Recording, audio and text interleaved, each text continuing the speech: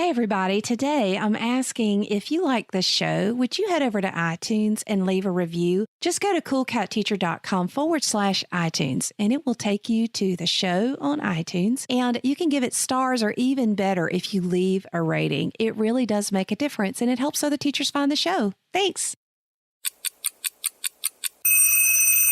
Establishing a digital citizenship curriculum for your district, episode 314.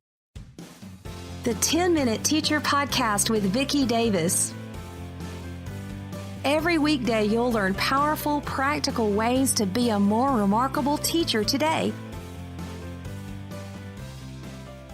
So today we're talking with my friend Ann Oro, and we were just talking about how we're pretty sure we met just about 10 years ago to the day that we are recording this in Princeton way back in 2008. And I really followed so much of what Ann has done. She was in the classroom for many, many years, but now she is working as director of K-12 instructional technology for the 93 schools in the Roman Catholic Archdiocese of Newark, and really working with their digital citizenship initiative. So today we're going to talk about what should we be teaching kids about digital citizenship. So Ann, I know that you've worked with reworking your curriculum, you've partnered with Seton Hall, you've done a lot of these things. But where do we start talking about this broad topic? Vicki, where we start is with the teachers and really being intentional at every grade level with what's appropriate for the students. And I work with teachers from preschool all the way up to the 12th grade, and it really just takes a spiraling approach, meaning that when you're in the preschool class, maybe that digital citizenship just looks like, how do you appropriately share a device with somebody else? And then as you work up through the years, it begins to take on different meanings. Everything from asking a grown-up if it's okay to go online and if a site's appropriate, to understanding how to research and vet information, and finally, truly how to put your best self out if you're doing that on the internet. So, Ann, you think we should be intentional, because a lot of times it's kind of the shotgun approach. I'm just going to pull out my digital citizenship and just hit a bunch of stuff at once and hope I cover what I need to. But there really are things that need to be age appropriate, aren't there? Oh, there absolutely are. When I worked with the teachers in the 93 schools, we realized that we didn't have that intentional look at the skills that students and teachers needed. So we began by looking at the ISTE standards, which is the International Society for Technology Education. We looked at the state standards, and then we talked. We really spent about 2 years going through this approach to find the skills that we needed across the curriculum, not just digital citizenship. So have you shared these somewhere online? They are online, and when you look at the show notes, I have a link with the resources that I'll be talking about, and our entire technology curriculum map for pre-K to 12 is online. Wow. And it's helped give everybody focus, and it really helps us be intentional, like you said, about what it is that we want our students to be thinking and doing when they're online. Yeah.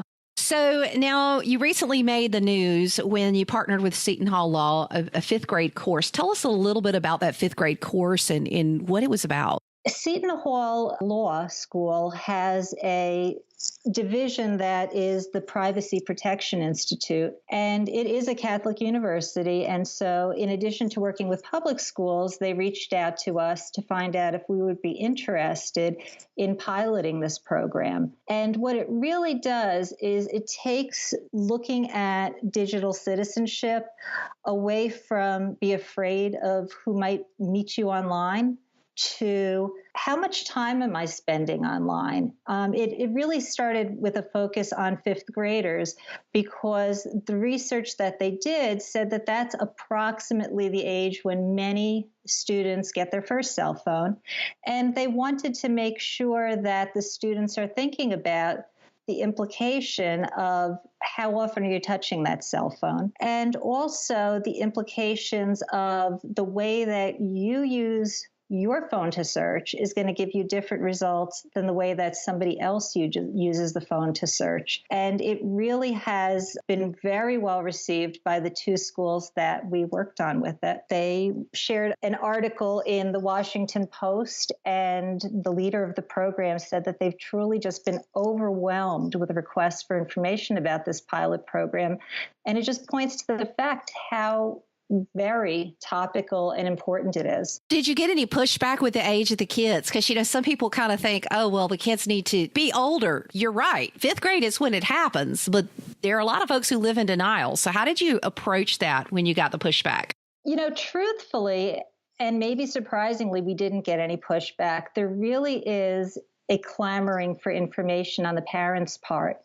And I'm seeing it in different ways around the different schools. A couple of the schools did a screening of screenagers for the parents, and I had attended one of those. It's a video talking about the research a doctor did on cell phones and, again, how sticky they are. And the parents, when you talk to them afterwards, are really just interested in how much is too much, and they feel like it's something that's just happening to them. They don't realize that every other parent is dealing with that across the grade levels. What kind of results have you seen since implementing the curriculum and this program in 5th grade with your students? Has behavior changed? Have what they're talking about changed? What's happened? Well, this is, again, it's very, very new. We've only been doing it for about, I would say, 8 weeks in 2 different schools. And so the results are not in yet, but we also, through the Washington Post article, the CBS Morning Show chose to interview the school. What they found when they were interviewing the students is that the kids really clamored for the information, and that the students were really becoming more intentional about how often they were touching that phone. Digital health and wellness is something you and I have talked about for years. And these devices are designed to be addictive. They're sticky is what marketers call it. They want it to be sticky. They want the eyeballs. But we have to learn how to put them down. And isn't that so hard, Ann?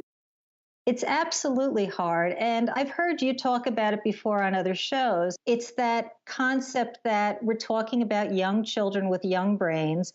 And whether it's touching that phone or whether it's not perhaps leaving the nicest message for somebody, that kids' brains are really developing up until their mid-20s, depending on whether you're talking male or female.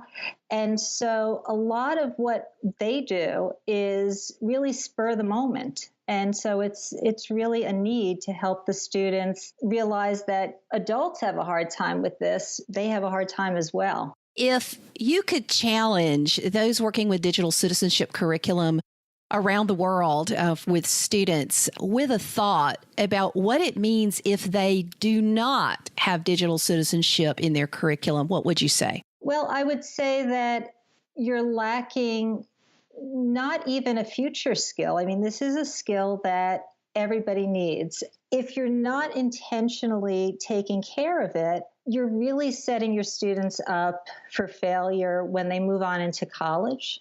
And if they don't go to college, when they move on into work life, because you need to manage your identity, you need to ethically interact with other people.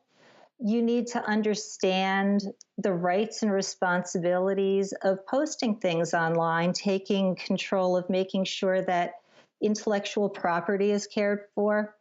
And again, finally, just being very cognizant of how you're sharing your data.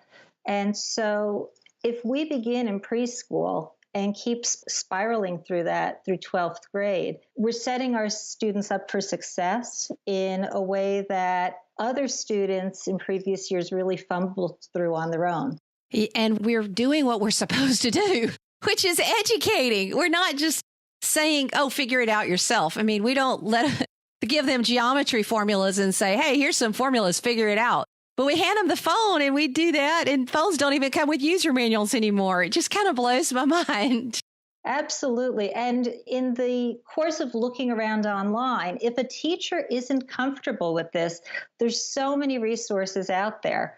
One of the resources that I had shared recently with some of the local teachers is a Google program that's in their training center in Google for Education, and it's Digital Citizenship and Safety course for adults. And so if adults say, you know what, I'm new at this, I have no idea what to do, it really talks about why to teach digital citizenship and safety, how you can search online in a savvy way, how you can protect yourself from phishing and scams, and how you can manage your online reputation. And so if they're not comfortable with this, that course really gives them just the nuggets that they can then turn over to their students in an age-appropriate way. Well, teachers and educators, we have a lot to think about with creating our digital citizenship curriculum, with things that we should be considering, and also the challenge that, you know what, fifth grade is really kind of a key age to start into pretty deeply understanding what kids need to be sharing. Even though they're younger than that technical age of 13, they are getting their phones, and that does put things out there. So I just challenge you to go to your district, go to your school, ask, what is our digital citizenship curriculum? What are the things that each grade level should know or understands? Because truly, I'm not sure how a school can call itself a 21st century school if it doesn't have an intentional digital citizenship curriculum. It's just part of it. So thanks, Ann. As I said before the show started, it really does help if you leave a review. So if you go to coolcatteacher.com/iTunes and leave a review, I really do appreciate it. And I also appreciate it when you tell your friends. One tip, a lot of people don't know that if you go to the show notes for any of these episodes, so today is episode 254, so you would go to coolcatteacher.com/E254, and you can go to the show notes. But if you look at the little player that I've embedded, there are two little brackets. And if you click that, you can actually embed any show you want on your own blog, your own website. You can share the links to those and just share it far and wide. You can even download a copy of the show if you want to send it to others. So I've put it out there for you, and I hope it's useful. Thank you for listening to the 10-Minute Teacher Podcast. You can download the show notes and see the archive at coolcatteacher.com/podcast. Never stop learning.